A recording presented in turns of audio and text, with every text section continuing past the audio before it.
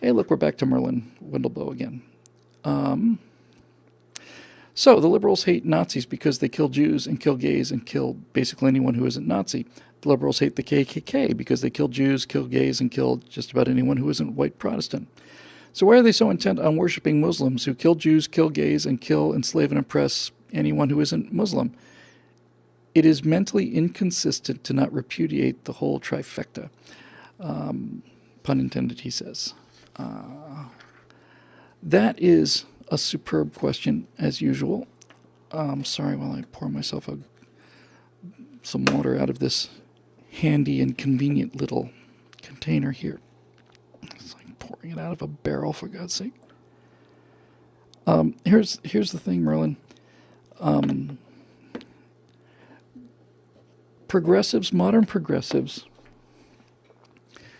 we talked about this just a moment ago when we were talking about the millennials and conservative millennials.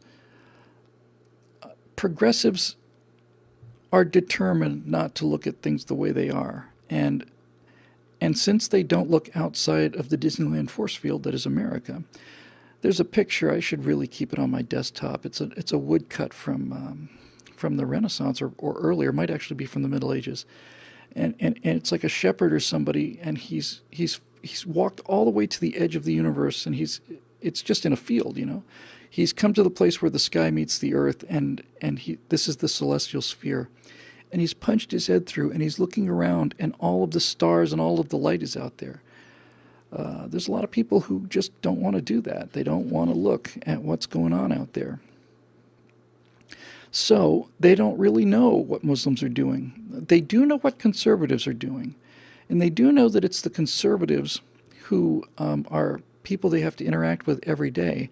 And they do know that it's those damn conservatives that are blocking universal health care because they're so greedy. And it's those damn conservatives who are so racist and that they criticize the president, and so on and so on and so on and so on and so on.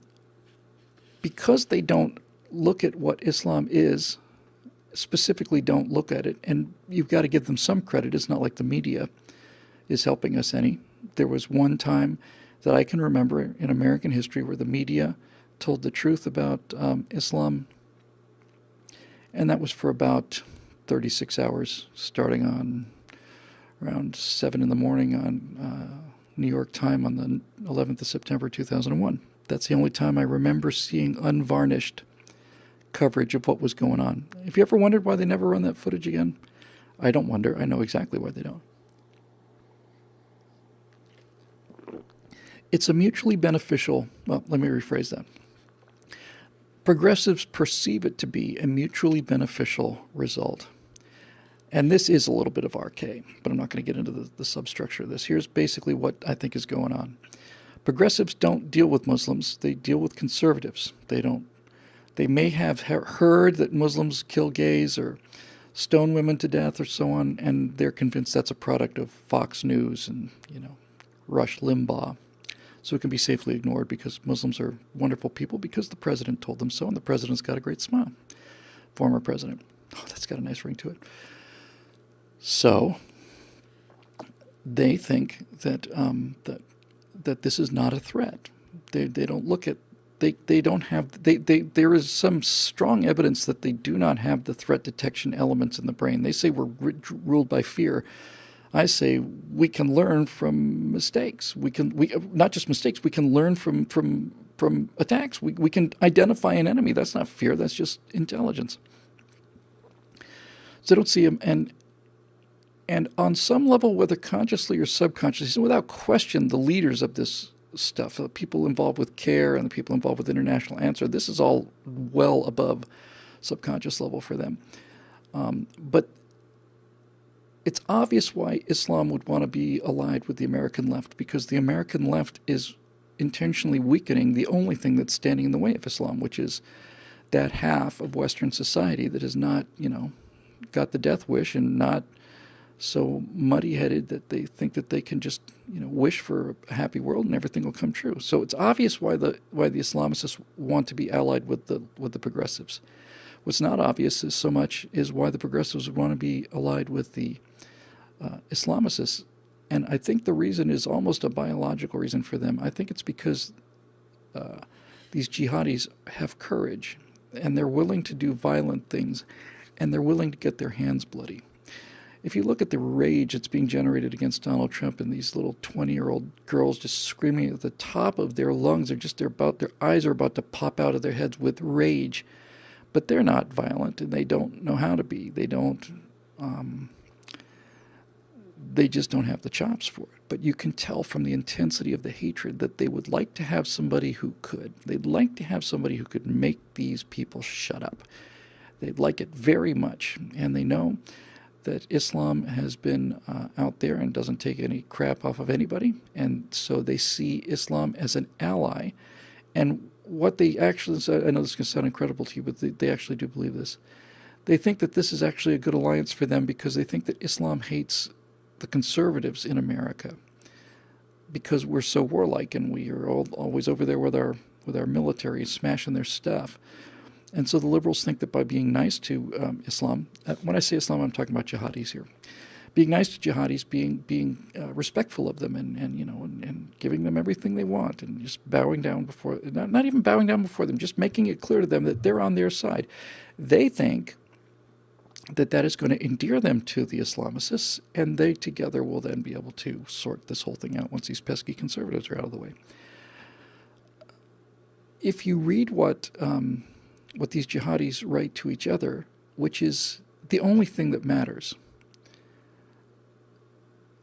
because everything else is either deception or a ploy, or public relations, propaganda, advertising, whatever you want to call it. But when you read their internal messages to each other, especially during the Iraq War, messages between al-Zarqawi in Iraq, al-Qaeda in Iraq, going back and forth with Osama bin Laden, you find that, on the contrary, what the Islamists hate about the West, and especially about America, is the lasciviousness of it, the lewdness, the pornographic sexuality of it, the lack of courage, the lack of manhood. They hate the weakness of it. They hate the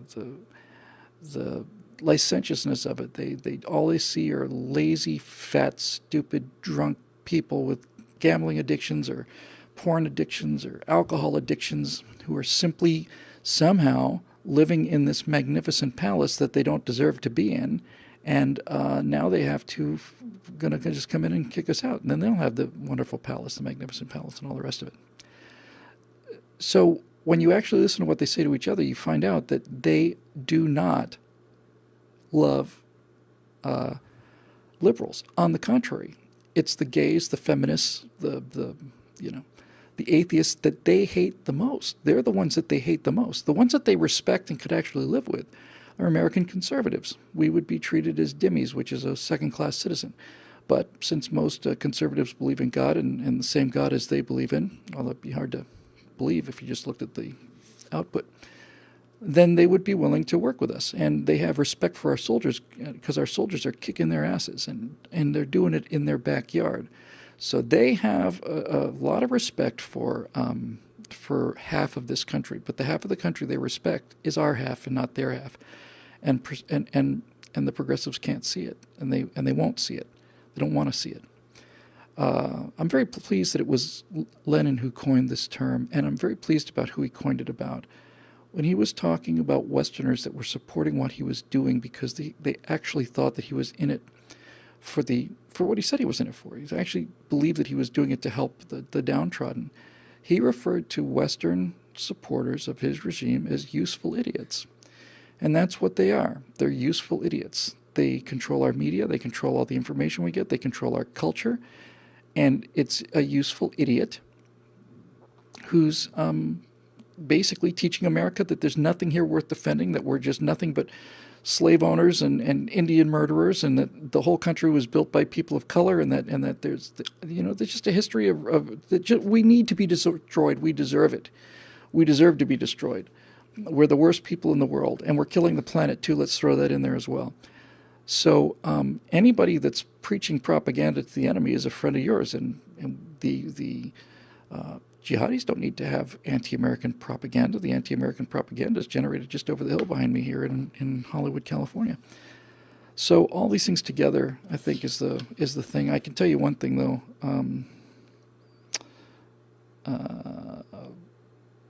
Matthew, if I had them, if I had these progressives for an hour, I would get them over this love of Islam very quickly, and I wouldn't have to say a word. I would just show them movie clips for an hour. I'd show them homosexuals being pushed off of buildings and hitting the ground, not cutting away so nobody gets upset. And I would show them stoning women to death, and I would show them beating people, and I would show them cutting off their hands. I've seen all of this. I'd show them a bunch of videos of people being executed, head chopped off in Saudi Arabia, or cut off with a knife in Chechnya, or done in Iraq, Iran, Syria, all the rest of it. And then I'd talk a little bit about their child rearing practices and all the rest, and I would just show them the brutality of the religion as it's practiced, at least in the Middle East. And after an hour, I think they'd pretty much be, well, first of all, they'd be sick to their stomach. They'd be vomiting, because this stuff is hard to watch. You really have to. You can build up a resistance to it. That was one of the reasons why I did it so much. I didn't want to be incapacitated at the scene of an accident or something, I just want to be, oh my God, look at all the blood. Somebody's got to be able to take action, and so I didn't want to be incapacitated by that. But a good dose of reality will do it. And we had a liberal graphic designer over at PJTV, and we got along fine most of the time. But she was saying something about this and that, why you so, this Muslim hatred, this Islamophobia is just really awful. And I went and got a picture. I got some video, which I happen to have handy, on a segment of them hanging homosexuals by construction cranes in Iran. I put it on. I said, take a look at this for a second. Look at it on YouTube. And she wouldn't look at it. No, I'm not going to look at it. Why not? I'm just not going to look at it. Well, why won't you look at it? The fact that you don't look at it colors your perception of it. And you've already proved my point. The reason you won't look at it is because it's horrible. And it's horrible. And that's why you don't want to look at it. And so we can come to an agreement that some of these people are horrible, brutal people, and they don't belong here, and I don't know if they belong anywhere, to be honest with you.